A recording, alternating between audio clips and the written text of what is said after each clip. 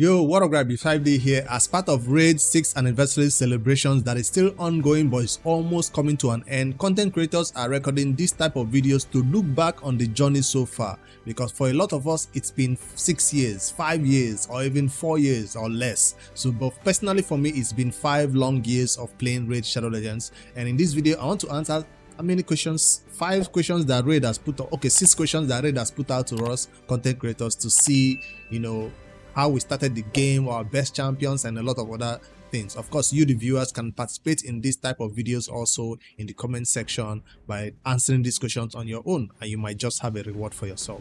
All right, so the first one I'm going to be answering in this list of questions is how it all began. For most players, a lot of people in this community came in through one of those crazy and very useful Raid marketing advertisements, either on your favorite content creators video where they said this video is sponsored by Raid Shadow Legends, or you're on a live streams where somebody you're watching on the live stream just wanted you to go download Raid and play for a few minutes so they can get that benefit from their own live stream to support them. Personally for me, I was on a live stream and that's how I joined Raid. So the question was, everybody's journey in Raid started differently. Share with us what first got you into Raid. Was it a specific event, a friend's recommendation, or something else? Now if you ask me the live stream I was watching when I was recommended Raid in that live stream, I don't think I remember. I just know I was watching a live streamer and he was doing a sponsored Raid advert or something like during that live, and I just joined in that recommendation. I downloaded the game. After the live stream I kept playing. That's how I got into the game. Now the first account I started with did not get Skull Crusher. I had to do a referral account, and that's the account that got Skull Crusher or those early beginner useful champions. That's why I switched to the second account. So the first account I started with, I switched to a referral account and I stuck with my referral account and let the other one go. So that's my early beginning story. I wish I could remember that content creators live stream I was watching on Twitch before I got recommended. It wasn't YouTube. For most people it was YouTube video or something. For me it was a Twitch live stream that got me into Raid Shadow Legends. All right, so the next question is, and another reason why I actually played the game for that long is because there was no really other games I could play. Even that content creators video I was watching or live stream I was watching, I couldn't play the game. I was just watching live stream. It could have been either GTA or these Riot games. No, I forget those other. I forget the game. I can't really remember the game. One of those toxic games that people usually, PvP 5 vs 5, and it's with Tome as one of my favorite champion. I can't remember the name now. But anyways, number 2 question is forged in your image. If you could have a personal champion in Raid, what would that be like? So to describe the faction and all that. Well, if I was to have a personal champion in Raid, it will most likely be from the Dark Elves. So I'm thinking from the Dark Elves because they will have dark powers. And I really start to think about this one clearly. And my personal champion in Raid should come with a unique ability that doesn't, already exist in the game. That's what I think. That if I was to have a personal champion in Raid, it wouldn't be an epic, it would be definitely a legendary. I'm not shooting too high to say it must be a mythical. No, if I was to have a personal champion in Raid, I hope it's a legendary champion and not an epic champion that most players would never build, never use, or forget about, right? Because that happens a lot with epic champions these days when we're all chasing after legendaries and mythicals. So, and even if you use an epic for a while, they slowly fall out of your teams, and then you find alternative champions in the legendary category that can replace them. So I would hope that the champion, my own personal champion in Raid, will be a legendary. I don't know the name, but I know it will be from this faction, and the rarity also. The role they will play in Raid, I would prefer one of those crowd control champions. Please, no fear. I'm thinking more of a stun, more of decreased speed, more of a turn meter control. So those 3 debuffs are already existing in the game, right? And you can find it 1 or 2 in one skill of the champion, or 3 of them all in one skill of the champion, whatever. But one key unique ability that I feel like my personal champion in Raid should come with, or will come with if it ever happens, will be a unique ability called Darkness. Darkness, just like it's called the name right here, it's more like whether it's a passive or an active skill, I don't know. But most likely, you see this battle screen? that you currently see 5 enemies fighting 5 enemies, whether in live arena, 3v3, wherever it's happening. This champion most likely will be more of a PvP champion. And when I say darkness, when you fight against champion like this in battle, the enemy's battlefield will be blank, will be empty. When I say empty, it's like they can't see which opponents they're about to attack. Now if I go in here, I can clearly see who I'm about to attack, right? With this, I'm looking for the skill now. So when they're about to hit Habitat, they can't see anybody. It's just a blur for them. So it's whether it's, you know, one of those battles where you throw a smoke bomb at the enemy and they can't see who they're shooting at, or it's gonna be just blank. So I'm not saying it's maybe the smoke or the darkness will decrease the damage I take from the enemies, maybe to, you know, have a chance for them to miss their skill, whatever, but they're not really gonna see anybody to target. I'm still there, the enemy is still there to target, but they're not gonna be able to target one person because it's all gonna be a blob over there. So it's more of a graphic, or a what do you call it now? It's more of a graphic skill than more of a utility skill. And of course, you must add utility to those type of skill, if else it will not be very useful, I think, in the game. So that's the unique one, I think. Now they might have other unique other buffs or debuffs that exist in the game, but one unique one I think that will come along with them is that one that I just thought of. Let me know in the comments what you think about it. When you're fighting an enemy, you're looking at 5 at the start, and when it's that champion's turn, or maybe at the start of our turn, it's always a blow for the enemy. I don't care whether it's 1 turn, 2 turn. I just feel like it's gonna be a fun one to go into the battle and look like who are you attacking. You can see through the smoke screen that my champion will put out for his allies, to protect them or to protect himself, whatever the case may be. All right, so number 3 question about this one is, what is a champion you misjudged the most on release? Someone you didn't expect much from and they turned out great. I'm gonna do one for epic and one for legendary on this one, because I think that when this champion was given to us for free, I think Attack was given to us for free, I was one of those who never really took a second look at him. Like, I have HP burn champions, I have decreased attack champions, what do I need him for? I didn't really take a great advantage of this champion upon release, when everybody was building him and testing him out and enjoying him. I left him for a while and never really looked at him twice, until I had the opportunity to now see other people using one solo attack teams for, what do you call this content now? Ice Golem. Solo attack for Ice Golem. Solo attack, he could solo a lot of content. So that's when I was like, oh wait, so I can actually build him in that solo strategy. And one thing that solo champions like this help us do in raid is to help us, you know, go into the battle and bring food along.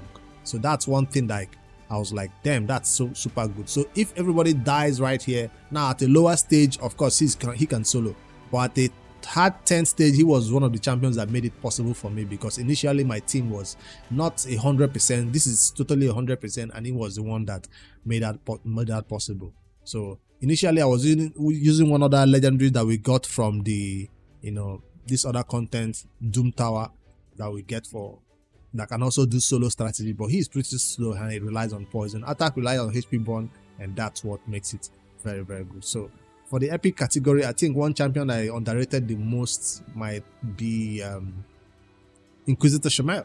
Inquisitor Shamel is one champion I had 2-3 copies of, but because I wasn't really focused in the Hydra content, I really didn't put much effort into that champion.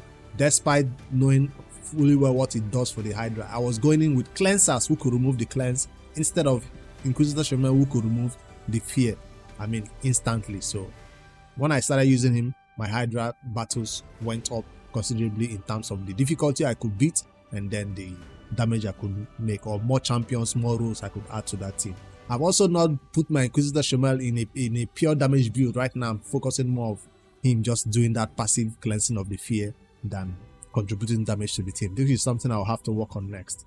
Alright, so that's the champion I misjudged the most, Attack being the key one right here. Until now, he's helping me, not just in Ice Golem, in any other content where I need a solo strategy like that, who can keep himself alive for long and survive through the battle.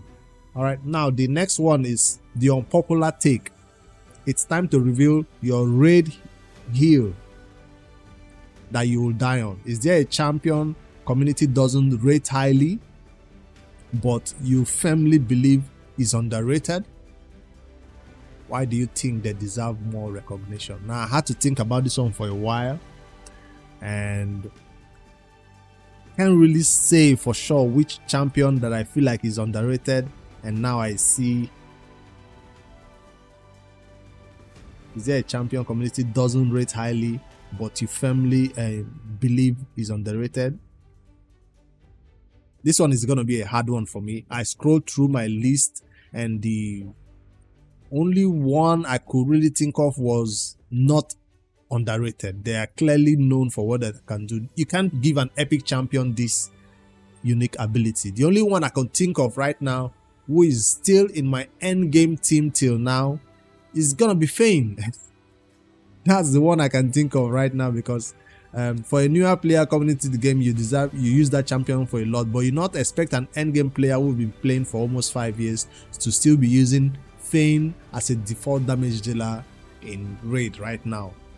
So that's one I think I could just add to that list, despite there being a lot of crazy champions now who can do a lot of damage, and I have legendary champions who could take that place and do more damage than Fane.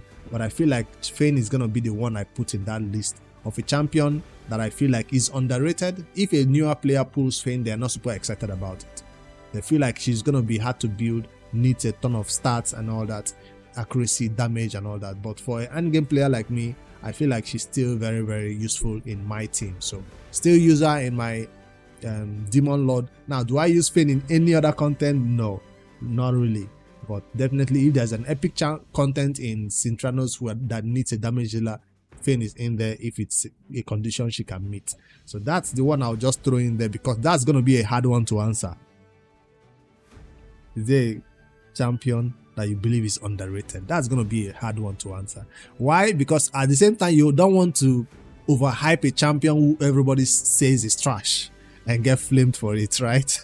Because if I go give it to a random champion like this Lunatari, who we all believe was underrated, we never really looked forward to this champion until Fire Knight had came around. I was like, oh wait, I actually have a ally attack champion that everybody else can join the attack, right? So 3, if there are any dead allies, where is it?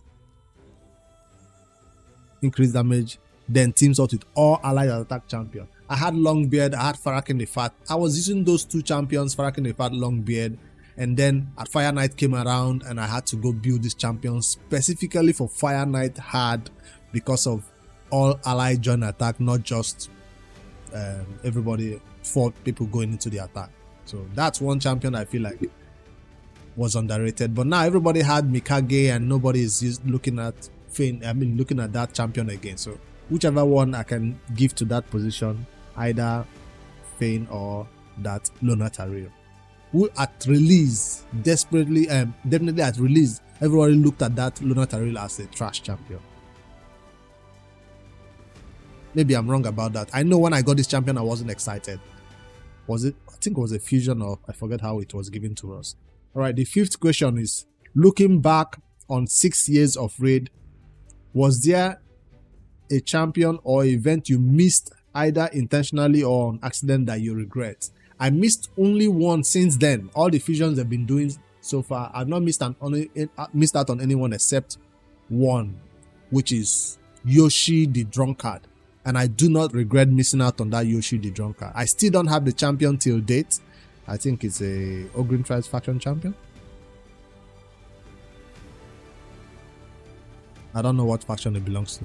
But I still don't have Yoshi the Drunkard till now. And I don't regret it for sure, because it's the champion even till date is not like, used everywhere. It's not, you're not going to find him in the top tier of arena or any other content like that. So Yoshi the Drunkard fusion was one I know I missed on purpose because I was out of town. And yeah, that's the only one I've missed by now. And do I regret it? No. So which one did I miss that I would say I regret personally was one that they did a guaranteed forever Autumn Born. So that champion is one that I still crave till now because of the ton of healing and the crazy things she can do for your team as not just a reviver but a big healer, because most revivers don't do a ton of healing, but she does the revive and the heal. Her revive is not the best, but definitely the heals are what using in content that will keep you alive so that you don't even go down, that you might not even need the revive. So that's one that did, I think it was a guaranteed to pull a particular number of shards and you get her guaranteed. And I felt like she was just another reviver and healer that I did not need. So I had the shards, then I did not go for it. And that's what I'm still looking forward to them bringing back so I can pick up. Recently, I think this weekend that passed, we had one of those events that was supposed to give us an Elva, but I did not hit my luck and I did not get her. So definitely still using Duchess and other healers and revivers and Korra, but Elva would have been a better one to slot into that position, especially for this new endgame content and Chimera and other content where she's being used as the default healer and reviver than a Duchess or others, right? So that's one that I missed, that I regret right now. And now for the last question, number 6, your proudest moment over 6 years. What's been your biggest achievement in Raid? A challenge you overcame, a major milestone, or a goal you are most proud of? So for my biggest achievement in Raid right now, as you can look at my account, I'd say this is an endgame account that can beat every content in Raid Shadow Legends. So if you just go to the battle right here, whether I start from the campaign, dungeons, dungeon is going to be a big one from the beginning of Iron Fortress all the way, scroll all the way till Phantom Shogun. This account can beat every content. This is one thing that a lot of players coming into the game find difficulty with. For 1, 2, 3 years you're still struggling with a lot of this content, and that's one big achievement that I say I can beat every content, including the event dungeon when it came out to the highest level. My champions and gear have come so far to the point where any content that is put out in Raid, I can put together a team and go there and beat it to the highest level. Of course, with the help of the communities and all the team recommendations that content creators and others put out there, and guides that are given to us to how to beat those content that I follow to make it happen for myself. So of course, we are expecting the newest big content to come up here. That will be a bigger challenge for us for Faction Wars hard mode with more difficult levels. That will be a new type of challenge, and whenever those new challenges come up, I'm always seeing how I can push it and see if I can beat that challenge also. But as right now, as Raid is, Faction War is done. Arena, yes, I'm picking up all the biggest champions you can expect from here, which is Quintus I think, and of course now the goalpost has been shifted again, which I'm not really pushing for the next goalpost. 3v3 gotten to goal 3, I've not gotten to goal 4. That's not a big challenge I want to push for. Ooh, shiny stuff.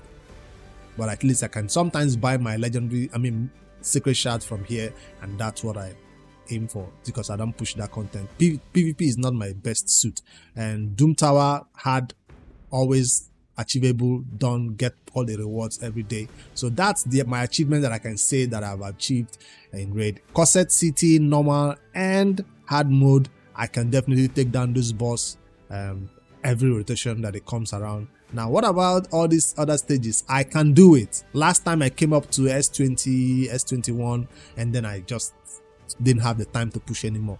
But by swapping champions gear, by swapping the stun set, I have all the champions required to take it down.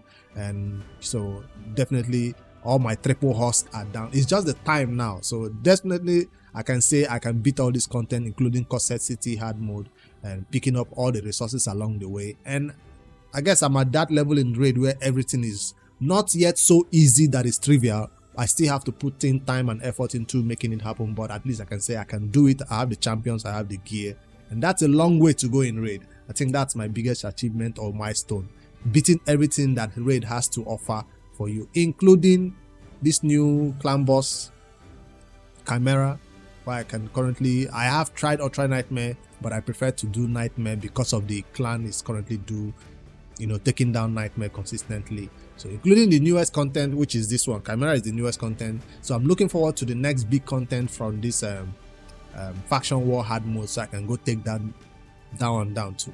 Alright, so if you go over there to the comment section right now, and out of these 6 questions that was asked right here in this video, from number 1 to 6, Answer one of them in the comment section, and you will enter as one of the 5 winners who will be entered for this giveaway of 1 legendary skill tome, 1 rank 5 chicken, 1 XP boost for 3 days, 400 energy, and 4th set of multi battles. This is coming from Raid directly to your account if you're picked as one of the winners for this giveaway. Remember to include your code with your answers in the comment section. Copy and add to your answer in the comment section. You must know the one of the 6 questions, 1 to 6. I read the questions out. I'm not going to repeat them. So if you've not seen the questions, go over there, watch the questions, and then drop your answer in the comment section and include your code to be entered for this awesome reward. I feel like as part of their 6th anniversary giveaway, 6th anniversary celebrations, that's why the rewards are this good. 1 legendary skill tome is amazing. It's not something you find just hanging around in a dungeon somewhere in Raid at a lower level. So to get it for free for 5 winners is going to be awesome. Your favorite content creators are also taking part in this challenge, so go over there, show them some support, watch their videos, leave a comment, or see how they're picking their giveaway winners. You cannot win multiple times for this video and win for another person's video, so take note of that and maybe enter as much as you want, but at least you'll be able to win once when I pick the winners. Alright, see you guys in the next one. Don't forget to like and subscribe for more daily Raid content. Congrats or congratulations to Raid for hitting that 6-year anniversary milestone. We look forward to more years of gameplay, more changes, more great stuff in Raid, and more bigger challenges that will push our accounts to the limits. Later guys.